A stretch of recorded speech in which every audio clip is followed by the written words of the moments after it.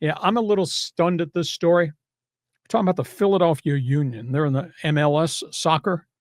They just signed the guy who was a red hot goal scorer for SDFC.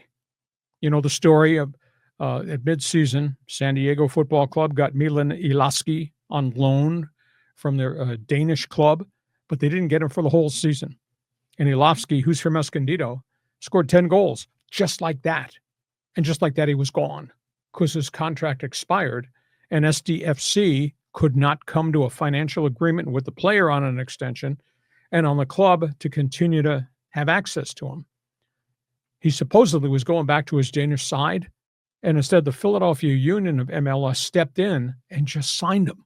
They worked a deal through the Danish club to get access to the rights, and they've signed him. He's a really good player. Philadelphia is the best team in the MLS East. SDFC is kind of holding on for dear life right now because they've lost players, injuries, goal scorers, and losing Iloski.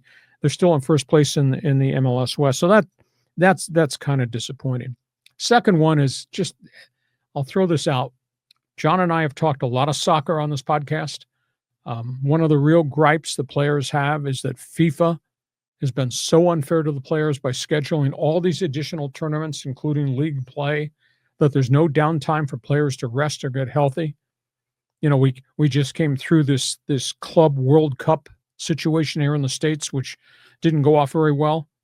Those guys left here and went back, and within 5 days had to go back to training camp for the upcoming English Premier League season, or Serie A in Italy, or La Liga in Spain. Here's a prime example of what's wrong. MLS just scheduled this, it's called the League Cup, where MLS teams play teams from the Mexican Liga. Right? Additional games on the schedule. Yeah, that's going on right now. Yeah. SDFC was forced to play 3 games in 8 days. 3 games in 8 days. There's no recovery time for those soccer players. And SDFC has got so many guys hurt and guys who had left to go play for their international club. To me, the whole thing is so out of control. What they really need is they need a union with teeth, and they don't have it. They don't have it right now. But think about that. SDFC expansion team successful, starting to fade right now because they got some people. 3 games in 8 days. That's absurd. It's all a money grab. It's wrong. So we got that. Last topic on the table, ESPN, NFL. How about this trade? ESPN acquires the NFL Network, NFL Red Zone, and NFL Fantasy Football Leagues.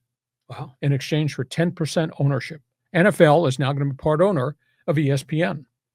So ESPN will take over distribution and the whole packaging of everything about the NFL Network. That means Stephen A. Smith's going to be yelling at you. He likes to talk about the Cowboys. Yeah, exactly. So this was a mega industrial deal. And it was interesting. This story just broke days after Fox worked a deal to become 30% owner of IndyCar racing and got all the rights to the Indy 500, run the operation of the speedway, etc.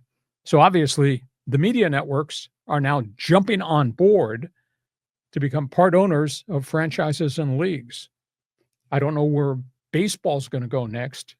Baseball desperately needs something new to help them with their own media rights crisis because of the collapse of the regional sports network. So now I'm telling you right now, I don't want to hear any whining on this podcast about you and Stephen A. Smith when he becomes an integral part of all things NFL Network. You know, it's interesting. I think it's a good thing, you know, because the NFL, you know, you kind of contract out, you know, the broadcasting to, you know, in this case, Disney, who owns ESPN. But now the NFL will have greater control over the content that's going out. And I see that can only really, you know, in terms of promoting the sport, I think they're going to do a better job. Now, they're probably going to be careful. They're not going to be real journalists covering this because they're only going to be, you know, taking the company line. But you got to give people freedom to cover the story. The story is the story. We should not have NFL interference if ESPN is going to break a story about gambling or you know. Oh, because they would have the inside information. Oh, that's an interesting point. Yeah. So we need a separation of like football and the state or something. Separation of state and power. Yeah, exactly. The interesting thing though about that Iloski deal, he was fantastic when he was here, and good on him. He's landed somewhere. But this whole, I'm still learning about all this soccer stuff. This whole transfer player loan thing. Yeah, and windows. In the middle of the season, you got windows where guys can be transferred, or guys can be moved from one team in the English Premier League to another team in the English Premier League. And the amount of money. There was a deal made today. It's $183 million for a player to be transferred from one team to another team in the EPL. And there's multiple windows. There's a summer window in between seasons, and there's another window during the season. It's absolutely stunning. Well, their rules are very different than our rules. It just makes me wonder, whose interests are being served, when you trade a player. Maybe, in the case of Iloski, when he was playing in, you say it was Denmark or something like that, was he like maybe a guy that just needed more minutes, but he was skilled and they wanted him to get in a place. So it's almost like getting demoted to AAA, and he got loaned. Yeah, but just for a period of time so he can get his reps in. Is that the rationale, the thinking? Yeah, but the superstar transfer agreements are mega money. I mean, like $183 million. Newcastle and somebody else was doing a deal as I was leaving home to come here today.